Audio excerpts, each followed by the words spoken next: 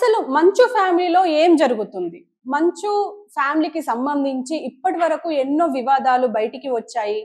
చిన్న చిన్న పిల్లలు ఆడుకున్నట్టుగా కూడా కొన్ని గొడవలు బయటకొచ్చినాయి. ఎందుకంటే ఏదో ఫంక్షన్‌కెళ్తే అక్కడ మంచు మనోజ్ కార్‌లో మొత్తం షుగర్ వేశారు విష్ణు అని జెప్పేసి కొన్ని వీడియోలు కూడా బయటకు తీసుకొచ్చారు. అండ్ బంధువుల మీద దాడులు చేస్తున్నారు మంచు విష్ణు అని జెప్పేసి కూడా అంటున్నారు. ఈవెన్ రీసెంట్‌గా ఈ మంచు ఫ్యామిలీకి సంబంధించి గొడవలు స్టార్ట్ అయిన తర్వాత మంచు మనోజ్ కి సంబంధించి కొన్ని వర్డ్స్ కూడా ఎంత వైరల్ అయినాయో మనం చూసాము. అండ్ మోహన్ బాబు విషయానికి వస్తే ఈ ఆస్తి గొడవల్లో భాగంగా ఇదేనా మంచు ఫ్యామిలీకి సంబంధించి క్వశ్చన్స్ రిపోర్టర్స్ రేజ్ చేసినప్పుడు ఆయన ఉద్రేకంగా తట్టుకోలేక రిపోర్టర్ పైనే డైరెక్ట్ దాడి చేశారు. ఇదంతా చూసే ఉన్నాము. కానీ ఇప్పుడు మళ్ళీ అంటే సమసిపోయింది, అసలు ఇంకా ఏం లేదు గొడవ అని అనుకున్న టైంలో మళ్ళీ ఇంకో వివాదంతో బయటకు వచ్చింది. అదే మంచు మనోజ్ అరెస్ట్ అయ్యారు, రాత్రంతా పోలీసులు పోలీస్ స్టేషన్ లోనే ఉంచారు. అసలు ఏ కేసు అని చెప్పకుండా స్పష్టం చేయకుండా పోలీస్ స్టేషన్ తీసుకొచ్చారు అని అంటున్నారు. ఇంకో పక్క మోహన్ బాబు అండతోనే ఈ పోలీసులు రెచ్చిపోతున్నారు అంటూ రకరకాల స్టోరీలు నైట్ నుంచి వినిపిస్తూనే ఉన్నాయి, మనం చూస్తూనే ఉన్నాము. అయితే దీనికి సంబంధించి అసలు ఏం జరిగింది, అసలు కేసు ఏంటి, అసలు నిజంగానే పోలీస్ స్టేషన్ కి తీసుకెళ్లారా పోలీసులు అని అంటే దీనికి సంబంధించి మంచు మనోజ్ ఒక వీడియో అయితే రిలీజ్ చేశారు. మరి మంచు మనోజ్ ఏం చెప్తున్నారు అనేది చూడండి. గత కొన్ని నెలలుగా అంటే డిసెంబర్ 8, 2024 నుంచి ఏం జరుగుతుందో మీరు అందరూ చూస్తున్నారు. మీ అందరికీ మై అపాలజీస్, క్షమించండి. ఎందుకంటే ఈ ఒక సమస్య నేను ఎవరి కోసం అయితే పోరాడుతున్నానో మా స్టూడెంట్స్ కోసం అండ్ మా కాలేజీలో ఆపోజిట్లో ఉన్న పని చేసుకుంటూ ఉన్న ప్రజల కోసం అండ్ వ్యాపారాలు చేసుకుంటున్న ప్రతి ఒక్కరి కోసం. అండ్ నేను ఫస్ట్ నుంచి దాని మీద మాట్లాడుతుంటే అది తప్ప డైవర్షన్ చేస్తూ నా మీద అటాక్లు చేస్తూ నా కుటుంబ సభ్యులను లాగుతూ నన్ను ఒక మనిషిని ఎన్ని విధాలుగా ఇబ్బంది పెట్టాలో అన్ని విధాలుగా ఇబ్బంది పెట్టేస్తున్నారు. అండ్ భయపడతారు అనుకుంటున్నారేమో, అది జరగని పని, ఈ జన్మకి జరగదు. అది నేను తప్పు చేయలేదు.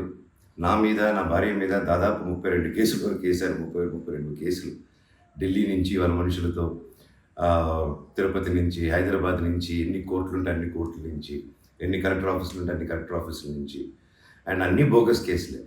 అండ్ అన్నింటికి నాది ఒకటే రిప్లై, ఎందుకంటే నిజానికి ఒకే వర్షన్ ఉంటుంది, అబద్ధానికి అన్ని వర్షన్స్ ఉంటాయి. క్లుప్తంగా ఈ మధ్య జరిగింది. నేను ఫస్ట్ ఏం చెప్తున్నాను, వీళ్ళు బౌన్సర్స్ చేసుకొని మా వాళ్ళందరినీ కొడుతున్నారు, అక్కడ ఊరు వాళ్ళందరినీ కొడుతున్నారు, స్టూడెంట్స్ని కొడుతున్నారు అని నేను చెప్తూనే వస్తున్నాను. నేను అలా చెప్తుండగా నేను రాయచోటికి ఒక ఫంక్షన్కి వెళ్ళినప్పుడు ఆ ఫంక్షన్లో ఇక్కడ ఉన్న వాళ్ళందరూ వచ్చి ఒక వ్యక్తి రాకుండా ఇక్కడ వ్యాపారం చేసుకుంటుంటే సో చూసారు కదా, అంటే దాదాపు 4 నిమిషాల నిడివి ఉన్న, అంటే 4 నిమిషాల డ్యూరేషన్ ఉన్న ఒక వీడియో అయితే విడుదల చేశారు. దీనికి సంబంధించి అందులో కాంటెక్స్ట్ ఏంటి అంటే, అసలు నన్ను ఎవరు అరెస్ట్ చేయలేదు, నేనే తిరుపతి దగ్గరలో ఉన్న బకరావుపేటలో నేను ఒక రిసార్ట్ లో నా ఫ్రెండ్స్ తో ఉన్నాను. అయితే పోలీసులు అంటే నార్మల్ గా పెట్రోలింగ్ కి వచ్చినట్టే వచ్చి నన్ను ప్రశ్నించారు. అయితే దీనికి సంబంధించి మరి నన్ను అరెస్ట్ చేయడానికి వచ్చారా అన్నట్టుగానే ఉండే. సో నేను దానికి సంబంధించి నేను అక్కడికి వెళ్ళాను. అక్కడ ఎస్ఐ అంటే అధికారులు ఎవరు లేరు.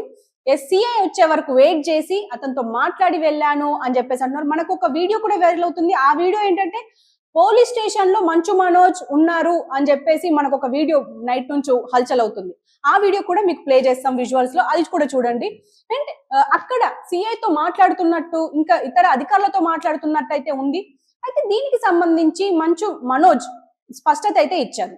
అయితే దీనికి సంబంధించి పోలీసులు కూడా ఒక మాట చెప్పారు, ఏంటంటే మేము మంచు మనోజ్ ని అరెస్ట్ చేయలేదు, అక్కడ అనుచరులతో ఉన్నారు, మేము ప్రశ్నిస్తే అనుచరులు మేము మంచు మనోజ్ అనుచరులం అని చెప్పేసి అనడం వల్ల మేము ఆ రెసార్ట్ కి వెళ్ళాము. ఆ రెసార్ట్ నుంచి డైరెక్ట్ గా అతనే పోలీస్ స్టేషన్ కు వచ్చారు, మిగతా డీటెయిల్స్ అన్ని మాట్లాడారు, మళ్ళీ వెళ్ళిపోయారు, అంతకు మించి మేము ఆయన అరెస్ట్ చేయలేదు అని చెప్పేసి వాళ్ళు కూడా స్పష్టం చేశారు.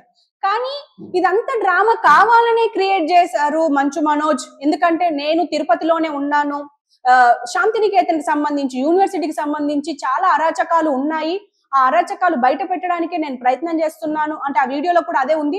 ఏంటంటే అసలు కాలేజ్ కి తరపున నేను పోరాడితే దాన్ని వేరేలాగా పోర్ట్రే చేసింది మా ఫ్యామిలీ అని చెప్పేసి అంటున్నారు. అయితే దీని అందరికి సంబంధించి అంటే ఇప్పటి వరకు సమస్య పోయింది, అసలు ఈ గొడవనే లేదు అని అనుకొని కొన్ని రోజులుగా అనుకుంటున్నాం. తర్వాత మళ్ళీ ఇప్పుడు ఈ కేసు అంటే ఇప్పుడు కేసు అరెస్ట్ అయ్యారు మంచు మనోజ్ అన్నప్పటి నుంచి మళ్ళీ అందరికీ ఇదే ఆలోచన.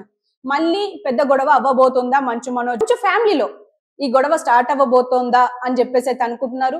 ఏదేమైనా మరి చూడాలి, మరి ఈ గొడవ ఇంకా సమసిపోయినట్ట, లేకపోతే ఇంకా ఈ యూనివర్సిటీకి సంబంధించి ఇంకా గొడవలు ఏమైనా సాగుతున్నాయా, లేకపోతే లోపల లోపల జరుగుతున్నాయా, బయటికి రావట్లేదా అనేది ఖచ్చితంగా ఎదురు చూడాలి.